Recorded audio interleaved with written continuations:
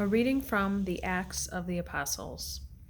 The followers of Jesus devoted themselves to the teachings of the apostles, to the breaking of the bread, and to prayers. They sold their property and possessions so that everyone would have what he or she needed. They gathered together every day to pray in the temple and in their homes. They broke bread together and praised God with great joy. They listened to the teachings of the apostles. Every day, through the power of the Lord, more people joined them and became followers of Christ. The word of the Lord. So, boys and girls, it's important to know that in the early days of the church, you couldn't just go out in public and preach about Jesus. There were a lot of people against Jesus. They would put you in prison, and sometimes even that would lead to death. Many times it would lead to death.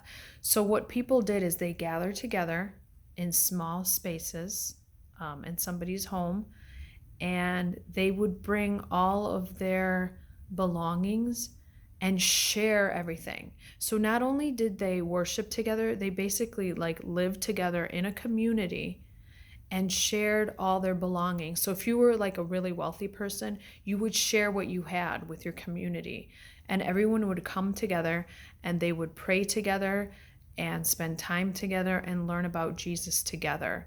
So they shared their prayers, their food, their belongings. They worked together, lived together, and worshiped together. So these were very close-knit Christian communities, and it became very appealing to a lot of people. So these communities would grow and grow and grow because it was such a wonderful, welcoming community. Kind of like when we go walk into a church and you start seeing people and you get hugs and hellos, and you're excited to be there. It's because we are in this community and feel welcomed and at home. So that's how it was in those early days. So the way they celebrated is they would do the same kind of things we did. They collected money together, and then they would give to the poor. So they would give to those that had less. So we do that in church, right? We have collection. We collect money and we give to those who have less. We listen. They listen to the apostles' teaching just like we listen in church to the readings. So we do that as well. So there's so many things that we do that are very similar to how the early Christians lived.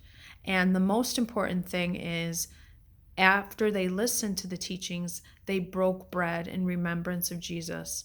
They blessed it and they shared a meal together to remember the sacrifice of Jesus. So that shows how similar we are. They cared, they shared, they prayed together. Same thing that we do, okay? And that we miss doing, and that we can't wait to get back to church and do again.